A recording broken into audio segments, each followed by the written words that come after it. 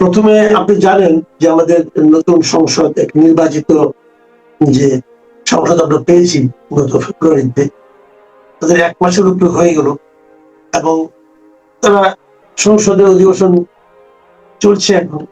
এবং আমরা এখানে সবসময় যে জিনিস আশা করি যে দেশের বিভিন্ন সমস্যা নিয়ে সংসদে সরকারি দল বিরোধী দল আলোচনা করবে, কিন্তু আলোচনার মধ্যে আমরা দেখলাম প্রথম দিনই বিরোধী দল ওয়াকআউট করলো একটা ইস্যুতে। আবার এখন এই মুহূর্তে যেখানে নাকি দেশে নানা ধরনের সমস্যা, বিশেষ করে জ্বালানি তেলের সমস্যা নিয়ে নানা রকম মানুষ নাজেহাল অবস্থা, এই সময় তারা আরেকটা ইস্যু নিয়ে যে কিভাবে আপনার এই মানে জুলাই সনদ বাস্তবায়ন হবে, তার প্রক্রিয়াটা কি হবে, সংবিধান সংশোধন পরিষদ কেন হবে না এবং সেখানে কেন ওই মাধ্যমে হবে না, এই সমস্ত বিষয় নিয়ে তারা ওয়াকআউট করবে। এই যে ওয়াকআউট করা, ওয়াকআউট তো করতেই পারে, ওয়াকআউট একটা সংসদীয় রীতির মধ্যে পড়ে, কিন্তু ওয়াকআউট করে যে ইস্যুগুলো, এই ইস্যুগুলো কতটুকু জনগুরুত্ব সম্পন্ন, মানুষের প্রত্যাহিক জীবনযাপন সম্পর্কে আপনি একজন যদি সাধারণ মানুষের জিজ্ঞাসা করেন, তারা কিন্তু এই সংসদীয় সংস্কার কমিটি জিনিসটা কি এটাই বুঝে না। সেই কারণে ওয়াকআউট করা, আগের বার প্রেসিডেন্ট কোনো ভাষণ দিল ওয়াকআউট করতে হবে, এইগুলো আবার এর মধ্যে আমরা নানা ধরনের কথাবার্তাও শুনছি। আমরা সংসদে বসে আলোচনা হচ্ছে, হাস্যরস হচ্ছে, সাধারণ মানুষের মধ্যে কৌতুক হচ্ছে। তো কেমন দেখছেন আমাদের এই সংসদীয় রাজনীতির অবস্থা? প্রথম কথা হচ্ছে, ধরেন একটা সুস্থ বিরোধী দল থাকা গণতন্ত্রের জন্য অপরিহার্য, এবং যত তর্ক বিতর্ক হবে, আপনি যেটা বললেন যে বিভিন্ন জরুরি বিষয় নিয়ে যত বাদানুবাদ হবে, কথা হবে, ততই তো সলিউশন বেরিয়ে আসবে। এবং ধরেন যে বিরোধী দলগুলো, আমরা যে দেশে আছি এবং যে সমস্ত গণতান্ত্রিক উন্নত দেশগুলোতে বিরোধী দলের একটা ছায়া সরকার থাকে, এবং এই যে শ্যাডো গভর্নমেন্ট যেটা থাকে, এটা কিন্তু ভেরি ইম্পর্টেন্ট, এবং তারা কিন্তু ক্ষমতাশালী, তারা জনমত ক্রিয়েট করে, অনেক বিল তারা আপনার পরিবর্তন করতে পারে, বদলে দেয়, সরকারের অনেক সিদ্ধান্তকে প্রভাবিত করে।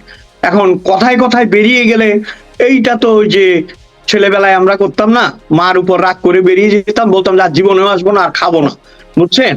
কিন্তু মা তো জানতো, মা করতো কি জানেন, ওই ভাত বেড়ে একদিকে রেখে দিত, জানে যে খিদা লাগলে ঠিকই আসবে, ঠিক আছে, আবার এসে আমরা সুরসুর করে খেয়ে আবার কি বলতাম জানেন তো, এইবার কিন্তু লাস্ট খাইছি, আগামীবারে কিন্তু আর খাবো না, বুঝছেন? এখন ঘটনাটা হয়েছে কি জানেন, ঘটনাটা হচ্ছে বাচ্চা ছেলের মতো এই আচরণগুলো। সেদিন আপনি যেটা বললেন, আমি একটা সংসদের দেখলাম, আন্দেলিব রহমান পার্থ এবং তার পরবর্তীতে হাসনাত যে উত্তর দিল, দুটোই আমি কেয়ারফুলি অবজার্ভ করেছি। পার্থের কথায় কিন্তু অনেকগুলো যুক্তি ছিল। এই যেটা আপনি বললেন, এই যে সংসদ কি জানি, ওই যে সংবিধান সংশোধন পরিষদ, আসলে কেউ তো জানেই না এগুলি, এবং সংবিধান এই যে সংশোধন পরিষদ না কি, পার্থ একটা অত্যন্ত মূল্যবান কথা বলেছে, বলছে এই সংবিধানকে ভয় পাচ্ছেন কেন, এটা কি 71-এর পরাজয়ের দলিল মনে হচ্ছে, এই কথাটা বলেছে, বুঝছেন? এইটাতে ওই ছেলেটি ক্ষিপ্ত হয়ে গেছে। এখন প্রশ্ন হচ্ছে, ধরেন এত গুরুগম্ভীর মানুষ আছে সেখানে, বিরোধী দলে অনেক পরিপক্ক মানুষ থাকার কথা, সেখানে এই বাচ্চা ছেলেটিকে এনকাউন্টার করতে দিয়েছে। ইটস অল রাইট, একটা ইয়াং ছেলে এনকাউন্টার করতেই পারে, কিন্তু তার তো যুক্তিগুলো দুর্বল ছিল। আমার কি মনে হচ্ছে জানেন, এই যে আপনি বললেন না, আমি সংক্ষেপ করে আনি, এই যে ওয়াক আউট, ওয়াক ইন, এগুলি সবগুলো হচ্ছে নাটক। কারণ ওরা যদি জুলাইয়ের যে আপনার কথিত, আমি বলবো তথাকথিত যে সংশোধনী, এইটা যদি না হয় না, ওদের অস্তিত্বের সংকট হবে, কারণ ওরা নীল হয়ে যাবে, জিরো হয়ে যাবে।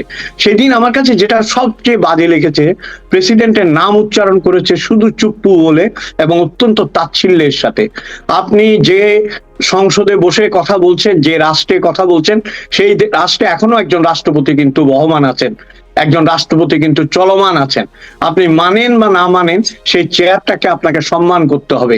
এই যে ধরেন সংসদে বলা মানে কিন্তু একটা আইনের জায়গায়, পবিত্র জায়গায় দাঁড়িয়ে বলা, সেইখানে এই ভাষায় কথা বলা আমাকে খুব আহত করেছে। একটা জিনিস দেখেন, আমি যেটা বলতে চাই, এদের আসলে তেল ফুরিয়ে এসছে। তেল ফুরিয়ে এসছে কেন? একটা জিনিস তো খুব সহজেই আপনি অনুমান করতে পারেন। এই যে কথায় কথায় মব, কথায় কথায় রাস্তাঘাটে মারামারি, কথায় কথায় এর ওর বাড়িতে হামলা, একে গলায় জুতা, ওইটা আজকে বন্ধ হয়ে গেছে কেন? প্রায় তো বন্ধ হবার পথে, তাই না? কিন্তু এমন তো কিছু হয় নাই, এমন কিছু আইন শৃঙ্খলা বাহিনী করেনি যে কালকে থেকে বন্ধ হয়ে যেতে হবে। বন্ধ হয়ে যাওয়ার মূল কারণ হচ্ছে তারা তাদের ফুয়েল, জ্বালানি, ইন্ধন এগুলো পাচ্ছে না, যেগুলো বিগত সরকারের সময় পেয়েছিল। এবং জুলাই সংশোধনী যেটা বলছে সেটা হচ্ছে এই সমস্ত অপকর্মগুলোকে জায়েজ করার জন্য প্রেসার ক্রিয়েট করা হচ্ছে সংসদ থেকে বেরিয়ে। কিন্তু সেটা কতটা কার্যকর হবে আমি জানি না। যদি যেভাবে বিএনপি এখন এগুচ্ছে সরকার, এবং যে শক্ত যে একটা স্ট্যান্ড মনে হচ্ছে ধরে আছে, সেটা যদি ধরে না রাখে তাদেরও তো বিপদ, তাদেরও তো অস্তিত্ব টলটলায়মান হবে। তাদের স্বার্থেই তাদেরকে জুলাইয়ের এটাকে প্রতিহত করতে হবে সুন্দরভাবে, যেটা আপনার তাদের নেতারা বক্তৃতায় বলেছে যে ওটা কিভাবে হবে সেটা আমরা পরে নির্ধারণ করব, এইভাবে নির্ধারণ করব, ওইভাবে নির্ধারণ করব। কোনোভাবেই নির্ধারণ হবে না। কেন জানেন? কারণ পুরো বিষয়টাই ছিল গোজামিল। আমাদের দেশের নাম পরিবর্তন করতে চেয়েছে প্রথমত, সেটা না পেরে বলেছে সংবিধানের এটা পরিবর্তন করবো, ওইটা না পেরে বলেছে জনগণ প্রজাতন্ত্রী বাংলাদেশ করব। ভাই, এই অনুষ্ঠানে আগে একবার বলছিলাম, আজকে যে চাষিটা এখন ফসল ফলাচ্ছে তার কাছে জনপ্রজাতন্ত্রী আর গণপ্রজাতন্ত্রী বাংলাদেশের তফাৎ কি? সে চায় দুমুঠো ভাত, তাই না? এই যে ঢাকার যে মধ্যবিত্ত জ্বালানি সংকটে যারা তেলের জন্য দীর্ঘ লাইন দিয়েছে, প্রজাতন্ত্রী জনপ্রজাতন্ত্রী হলেই কি আলী রিয়াজের ট্যাঙ্ক থেকে তেল আসবে? কোথা থেকে আসবে তেল? হ্যাঁ, তিনি তো আমেরিকা গিয়ে বসে আছেন, তাই না? এখন দেখেন এই বেরোচ্ছে, কিন্তু একটা একটা করে ঘটনা বেরোচ্ছে। আজকে সকালে কালের কণ্ঠ যেভাবে লিখেছে বিশাল হেডিং দিয়ে, যে দেশ নয় আমি আগে, মানে নিজে আগে, এইটা দিয়ে আমাদের বিগত আপনার উপদেষ্টা পরিষদের প্রধানের ছবি দিয়ে, ডক্টর ইউনূসের ছবি দিয়ে বিরাট একটা নিউজ করেছে। তার মানে কি ভয় কেটেছে, কথা বলা শুরু হয়ে গেছে। এবং সবচেয়ে আমি আপনাকে এই যে একটু বলি, এই যে একটা বিষয় আপনি বলেন যে আমি নয় দেশ বড় সবচেয়ে, হ্যাঁ, তো এই যে কথা আমি বড় কিসের দেশ, নিজেরটা আগে, এই ধরনের হেডলাইন দেখলাম। এগুলো যে বলা হচ্ছে, আপনি লক্ষ্য করবেন আমাদের মিডিয়া গুলোর ব্যাপারে আমি বলতে চাচ্ছি, মিডিয়া অথবা দুদক, আমি এদেরকে দেখছি যখন নাকি সরকার যখন বিরোধী দলে পরিণত হয় অথবা সরকার যখন ক্ষমতা থেকে চলে যায়, তখনই তারা এগুলি বলে। এই কাজগুলো ডক্টর ইউনূসের কথা যেটা বলা হচ্ছে, উনি তো এটা ক্ষমতায় থাকতে করেছেন, তখন কেউ একটা শব্দটি করেনি। কিন্তু যে উনি চলে গেছেন তখন মনে হচ্ছে সবাই একটু বিপ্লবী হয়ে গেছেন এবং সবাই এই সমস্ত নিউজগুলি করছেন। এই যে মানসিকতাটা, এটাও কি খুব ভালো? না, আমি মনে করি এটা ভালো না, এটা অবশ্যই ভালো না। কিন্তু এই ঘটনাগুলো তারা কেন বলতে পারেনি? তারা কি বলবে জানেন? মিডিয়া, আপনি নিজে মিডিয়ার মানুষ, আমরা তো টুকটাক লেখালেখি করি, তারা বলবে যে আমরা ওই সময়ের অনুকূলে ছিল না। আরে ভাই, সময় তো অনুকূলে থাকবে না। প্রতিকূলতার ভেতর থেকে যারা বের করবে তারাই তো মিডিয়া। আপনাকে আমি বঙ্গবন্ধুর একটা ছোট্ট উদাহরণ দিই। বঙ্গবন্ধুকে অনেকে মনে করে যে লেখাপড়া জানতেন না, এটা সেটা। বঙ্গবন্ধু যখন আপনার এই কি বলে এটাকে, আগরতলা ষড়যন্ত্র মামলা থেকে বেরিয়ে এলেন, তখন বঙ্গবন্ধুকে জিজ্ঞেস করছিল না যে, উনি খুব উৎফুল্ল এবং উনি বলছেন আমি জানতাম যে আমি বেরিয়ে যাব। তখন উনাকে জিজ্ঞেস করেছে যে আপনি কিভাবে জানতেন আপনি বেরিয়ে যাবেন? উনি বলছেন আমাকে একটাই পত্রিকা দিত, ইত্তেফাক। প্রথমে ইত্তেফাকটা আসলো এইটুকু কাটা, মানে এই নিউজটা আমার। পরে আসলো এইটুকু কাটা, পরে এমন হলো বলে আমি নিজেই বেরিয়ে গেছি ওই পত্রিকা দিয়ে। তাহলে আমার আর মুক্তির দেরি কোথায়, তাই না? তার মানে কি? তার মানে হচ্ছে অত্যন্ত বিরূপ পরিস্থিতিতেও যারা নিজেদের সঠিক কথা বলতে পারে। তবু আমি একটা প্রশংসা করতে চাই, সেটা হচ্ছে ধরেন নানা চাপে দেখেছেন তো না, যে যেগুলো আমরা মনে করি যে এই অন্তর্বর্তী সরকারের সাপোর্টে ছিল, গিয়ে পাগলের মতো গিয়ে ইন্টারভিউ করেছে। এই যে মতিউর রহমান সাহেব, এই যে আপনার আমাদের মতি ভাই, তারপরে আপনার মাহফুজ ভাই, তাদেরকেও তো ছাড়া নেই না, তাদেরও আগুন দিয়েছে। কিন্তু ভয় একটা ছিল, হ্যাঁ, তাদেরও ভয় ছিল। এবং সবচেয়ে ধিক্কার এবং ন্যাক্কারজনক হচ্ছে যে আপনার নুরুল কবির সাহেবের ঝুটিটা ধরে, যেটাকে আমরা পনিটেল বলি, সেটা ধরে তাকে টানাটানি করেছে। এগুলো তো আমরা চোখে দেখেছি, তাই না? এখন ধরেন আত্মসম্মানের ভয়, তারপরে সার্কুলেশন বা পত্রিকা বন্ধ হয়ে যাওয়ার ভয়, এসব কারণে হয়তো বলে নাই। কিন্তু এখন যখন বলছে, সত্য কথাটা যদি বলে, যেটা আমি মনে করি যে ডিপ স্টেটের কথাটা আসতে বারবার। What is deep state? স্টেটের ভেতরে যে আরেকটা স্টেটের জন্ম নেওয়া, এবং সেটা অত্যন্ত গভীরে থাকবে, সেটাই আসলে নিয়ন্ত্রণ করবে।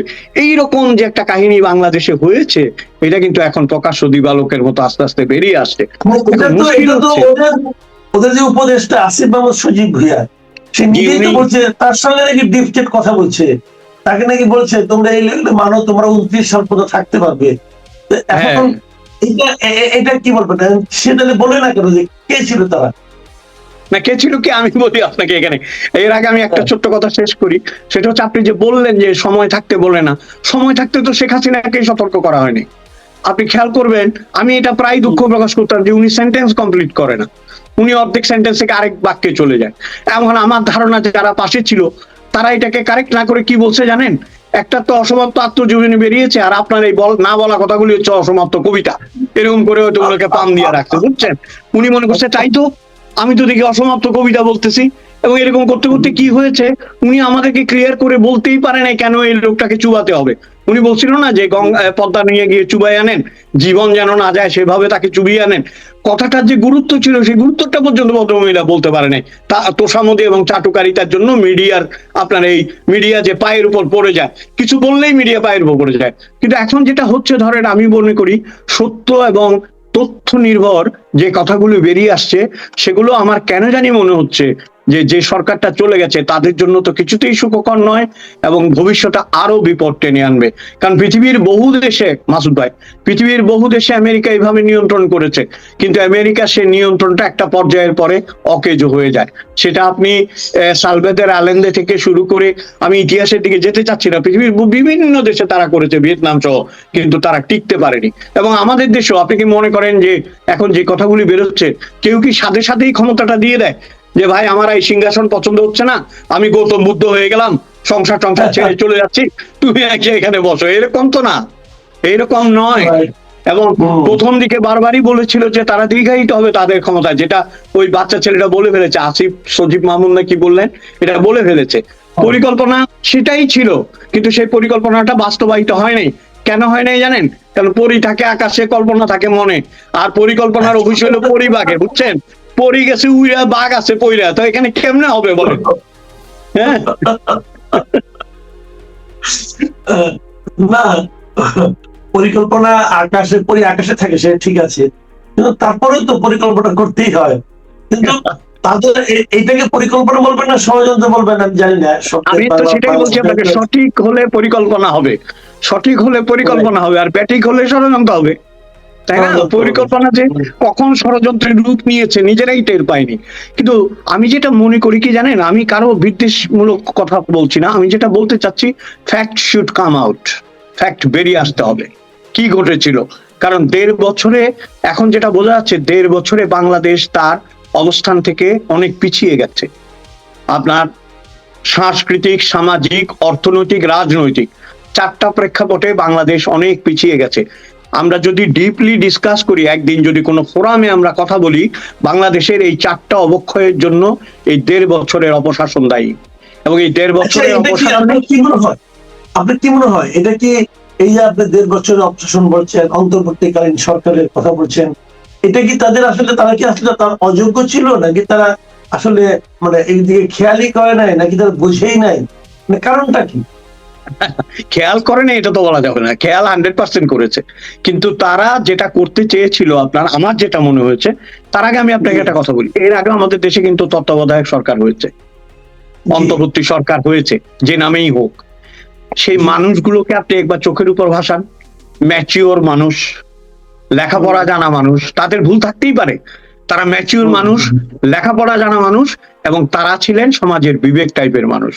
কাজেই বিবেকবান মানুষরা একটা পর্যায়ে ভুলের পরে আর ভুল করে না। কিন্তু আপনি যদি এই অন্তর্বর্তী সরকারের উপদেষ্টাদের দেখেন, তারা কোথায় এখন? একটা তত্ত্বাবধায়ক সরকারের আন্ডারে তো আপনার দেবপ্রিয় বাবু, সুলতানা কামাল, এরা সকলেই ছিলেন না, লতিফুর রহমানরা ছিলেন না। তারা কি এরপরে এইভাবে নিষ্ক্রিয় এবং নিষ্প্রভ হয়ে গিয়েছিলেন? নয়। এরা কেন নিষ্ক্রিয় এবং নিষ্প্রভ হয়ে আছে? কারণ এরা বুঝেছে যে এরা একটা বিরাট ভুল করেছে। আমার যেটা মনে হয়, ওরা নলচে সহ পাল্টে দিতে চেয়েছিল আমাদের দেশকে। তারা মুক্তিযুদ্ধকে অস্বীকার করতে চেয়েছিল। তাদের প্রথম যে ভ্রান্তি আমি মনে করি ভুল, সেটা হচ্ছে তারা আমাদের অস্তিত্ব এবং জন্মকে অস্বীকার করতে চেয়েছিল। তারপরে তারা নেইবারিং কান্ট্রির সাথে শত্রুতায় গিয়েছিল, যেটা তাদের জন্য কাল হয়ে এসছে। তৃতীয় হচ্ছে, আপনি একটা দেশে 30 থেকে 35% জনগণকে নাই করে দিবেন, ওরাই তো আওয়ামী লীগ। এখানে আওয়ামী লীগের সমর্থনের প্রশ্ন আসছে না। আওয়ামী লীগের যে তৃণমূল পর্যায়ের যারা নেতা, তারা কি আসলে এই ধরনের দুর্নীতির সাথে জড়িত ছিল? আপনি তো যেই সুযোগগুলো তারা পেয়েছিল যে এই মানুষগুলোকে পরিশুদ্ধ করে রাজনীতিতে এনে আওয়ামী লীগের হাইব্রিডকে বের করে দেওয়া।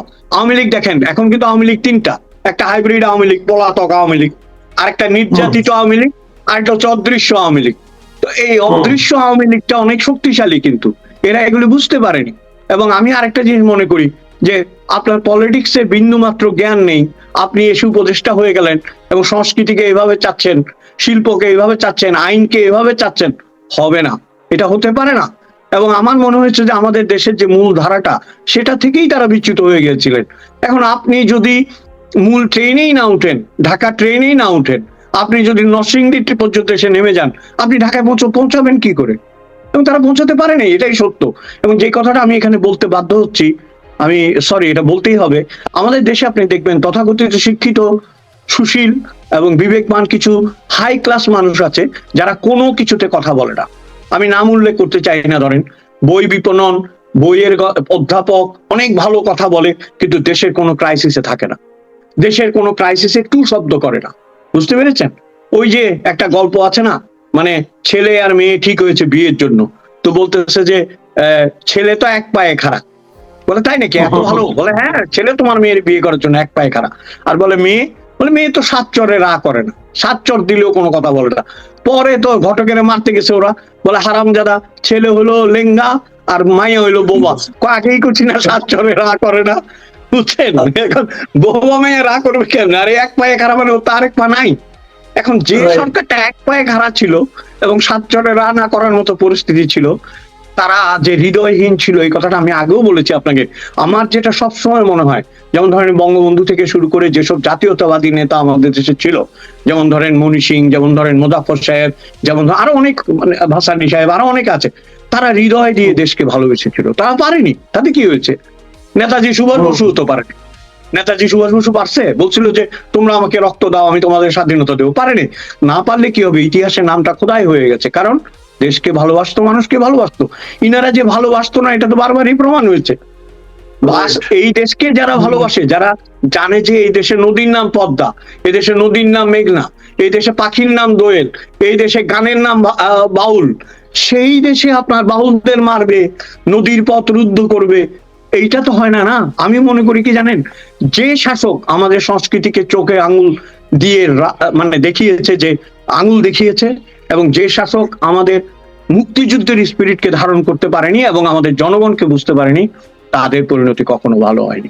একটা কথা আমি বলি আপনাকে, আগে কিন্তু প্রায় বলা হতো আওয়ামী লীগ সরকারের বিরুদ্ধে একটা অভিযোগ ছিল, অভিযোগ সত্যও ছিল হয়তো কিছুটা, যে তারা মানে ভারতের একদম মানে অনুগত হয়ে গেছে, যে কোনো কাজে ভারতের কাছে যাচ্ছে, এবং মন্ত্রীরাও বলছে যে ভারতের সঙ্গে আমাদের সম্পর্কটা একটা স্বামী স্ত্রীর মতো সম্পর্ক, এমন কথা বলছে।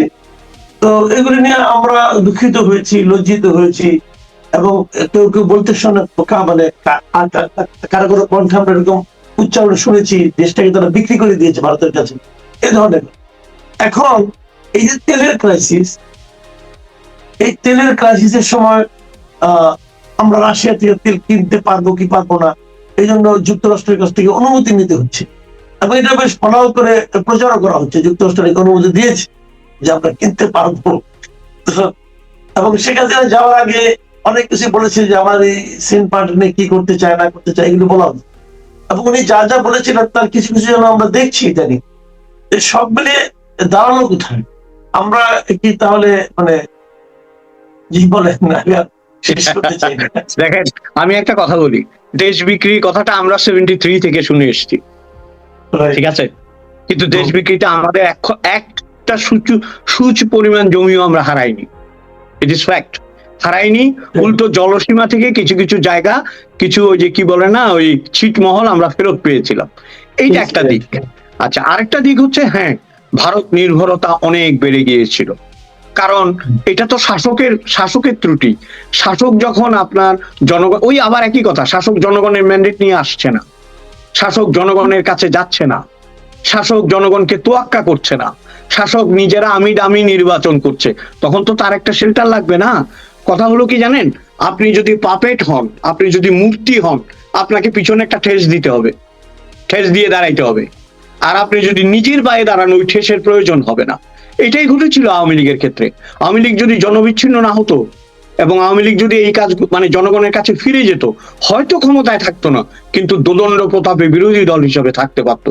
যে যে যে শুনেন, নির্ভরতার তো একটা সীমা আছে না। ভারত কি আপনাকে স্পুন ফুড করবে, মানে স্পুন ফিট করবে আপনাকে, চামচ দিয়ে খাইয়ে দেবে? আপনি কি শিশু? আপনাকে তো এটা করবে না। না, এখন দেখেন ভারতের নীতি তো পরিবর্তিত হয়ে যাচ্ছে। ভারত যে সরকার বাংলাদেশে আসে তার সাথে ব্যবসা বাণিজ্য করবে, তার তো ব্যবসার প্রশ্ন না। হ্যাঁ, সে এখন ধরেন আমরা অন্যকে দোষারোপ করার আগে, ভারত পাকিস্তানকে দোষারোপ করার আগে নিজেদের কথা বলি। আমরা কেন পরমুখাপেক্ষী হয়ে অন্যজনের কৃতদাস?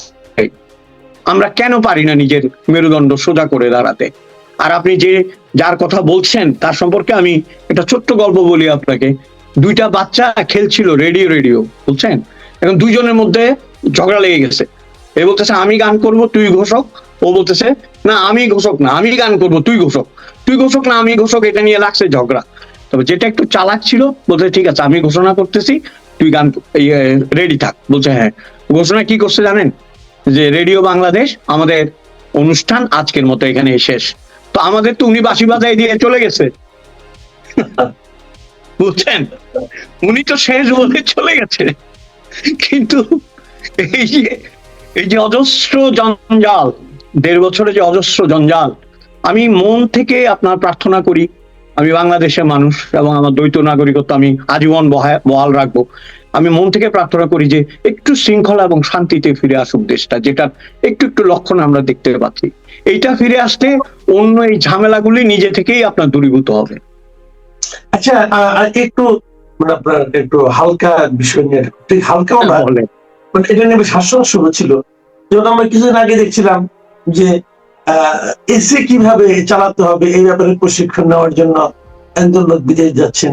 এবং সর্বশেষ একটু আগে আপনি আমাকে মানে অনুষ্ঠান শুরু আগে কোথায় কোথায় বললেন যে ইংরেজি শেখার জন্য নাকি থাইল্যান্ড যাওয়ার একটা ব্যবস্থা। তো থাইল্যান্ডে তো 2-1 বার যাওয়ার অভিজ্ঞতা আমাদের আছে। তো ওরা কি ইংরেজি খুব ভালো বলে? আমি একটু আপনাকে একটা কথা বলি। পৃথিবীতে আসলে 5টা ইংরেজি ভাষী দেশ আছে। সব ইংল্যান্ড হচ্ছে ওদের মাদার। যেমন ইউকে তো হবেই ইংরেজি, ইউকে হবেই। এবং ইউকে কি? ইউকে হচ্ছে ইংল্যান্ড, আপনার ওয়েলস, নর্থ আয়ারল্যান্ড আর স্কটল্যান্ড। এই হচ্ছে ইংল্যান্ড, ঠিক আছে।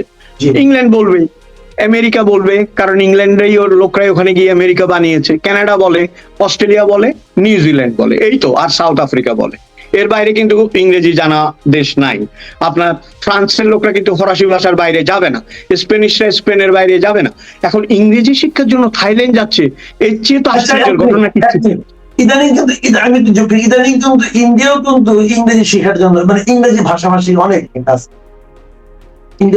ইন্ডিয়ার ইংরেজিটা ধরেন, ইন্ডিয়ার ইংরেজিটা ওদের মতো। হ্যাঁ, ওই যে মাথা নেড়ে নেড়ে বলে না, ওটা ওদের মতো। ইংরেজি শেখার জন্য ইন্ডিয়ার কাছে গিয়ে লাভ নাই। আর থাইল্যান্ডের কাছে যাওয়াটা, থাইল্যান্ডেরটা হচ্ছে আসলে একটা প্রমোদ ভ্রমণ। কেন জানেন? থাইল্যান্ডের লোকরা, আমি অনেকবার গিয়েছি থাইল্যান্ড। মানে আমাদের যেটা হয় এশিয়া যেতে হলে থাইল্যান্ড, হংকং, সিঙ্গাপুর এগুলি যে কোনো একটা হয়ে যেতে হয়। এই যে গতবার এই যে এলাম আমি শ্রীলঙ্কা থেকে ঘুরে এলাম, ওইটাও আমি থাইল্যান্ড নিয়ে গেছি 2বারই। একবার গেছি, একবার এসেছি। আপনার এয়ারপোর্টের অ্যানাউন্সমেন্ট গুলো তো আপনি বুঝবেন না। এটা তো ওদেরকে দোষারোপ করে লাভ নেই না। ওরা ওদের অ্যাকসেন্টে কথা বলে, হ্যাঁ। কিন্তু ওইখানে কেন ইংরেজি শিখতে যাবেন আপনি? ওটা তো ইংরেজি ভাষার দেশ না। থাইদের তো নিজস্ব ভাষা আছে, তারা থাই ভাষায় কথা বলে না। আপনার কি কারণে যাচ্ছেন, কারা যাচ্ছে, কেন যাচ্ছে? ওই যে আপনার, আমার আবার একটা গল্পের কথা মনে পড়লো যে আমাদের দেশের এক বিখ্যাত নেতা মার্ক টালিকে ইন্টারভিউ দিচ্ছিল, বুঝছেন। তো মার্ক টালিকে ইন্টারভিউ দিতে গিয়ে যুদ্ধের কথা বলতেছিল। একটু বলার পরেই দেখে মার্ক টালি কান্না করে। তো উনি খুব খুশি হয়ে গেছে, বলছে দেখছো আমি এখনো শেষও করি নাই, তোমার চোখে পানি এসে গেছে, ইউ আর ক্রাইং। তখন মার্ক টালি উত্তর দিছিল কি জানেন? বলছে I am not crying for that, you continuously raping my mother tongue, that's why I am crying. তো ইংরেজিটা জানলে, শুদ্ধ করে জানতে হলে ইংল্যান্ডে যান না। হার্ভার্ড আছে, অক্সফোর্ড আছে, ক্যামব্রিজ আছে, একটা কোর্স করে আসেন। ইংরেজি ভাষাভাষী দেশে যান। আপনার আমাদের দেশের এক বিখ্যাত সাহিত্যিক বলেছিলেন যে উনি নাকি ইংল্যান্ড থেকে এসে খুব খুশি হয়ে গিয়েছিলেন, এবং খুশি হয়ে শিশুর মতো বলে আশ্চর্য জিনিস দেখলাম, আশ্চর্য, বলে ওখানে বাচ্চারাও ইংরেজি বলে, কারণ বাচ্চারা তো বলবে ইংরেজি, ওটাই ওদের মাতৃভাষা, তাই না? এখন প্রশ্ন হচ্ছে, আমার কাছে এটা ফার্স্ট মনে হয়েছে, এটা কৌতুক মনে হয়েছে। এখন এরকম ক্রাইসিসের সময় ইংরেজি শেখার কোনোই দরকার নেই, 1 নাম্বার। আর 2 নাম্বার হচ্ছে, যদি শিখতে হয় প্রপার কান্ট্রিতে গিয়ে প্রপার ল্যাঙ্গুয়েজ শিখতে হবে, নট ইন থাইল্যান্ড প্লিজ। আচ্ছা, আরেকটা কথা বলি, এটাও তো আলোচনা হয়েছে, অনেকে বলছেন যে আমাদের জামায়াতের আমির, উনি এটা যদি একটু ছোট করে বলেন আর কি, উনি নাকি বলেছেন যে উনিও একটা ক্ষুদ্র মুক্তিযুদ্ধ পরিবারের সন্তান। এটা তো হতেই পারে, এটা নিয়ে মানুষ আমার এত ট্রল করছে কেন? মানুষ ট্রল করছে কারণ ধরেন এখন প্রশ্ন হচ্ছে, আপনি সারাক্ষণ মুক্তিযুদ্ধের বিরোধিতা করছেন, রাজনীতিতেও মুক্তিযুদ্ধের বিরোধিতা করছেন, জীবনেও করছেন, আচার আচরণেও করছেন, বক্তৃতায়ও করছেন, এখন এসে বলছেন আমি ক্ষুদ্র মুক্তিযুদ্ধ পরিবারের সন্তান। দেখেন, আমাদের একটা টকশোর কথা মনে আছে মনে হয়, জ্বালাময়ী টকশো, ওই যে মানিক চৌধুরীর সাথে দীপ্তি নামে এক মহিলা না, ওনার যখন দেয়ালের পিঠ থেকে গেছে, মানিক বাবু, মানিক না ওনার নাম, ওই যে বিচারপতি মানিক, হ্যাঁ, উনি যখন খেপে গেলেন, শামসুদ্দিন চৌধুরী মানিক, উনি যখন খেপে গেলেন এবং খেপে গিয়ে যখন উনি আক্রমণ করলেন, তখন মহিলাটা কিন্তু ওই উপস্থাপিকা কিন্তু আত্মরক্ষার জন্য বলল আমি একটি মুক্তিযুদ্ধ পরিবারের সন্তান, এই কথাটা বারবার রিপিট করছিল।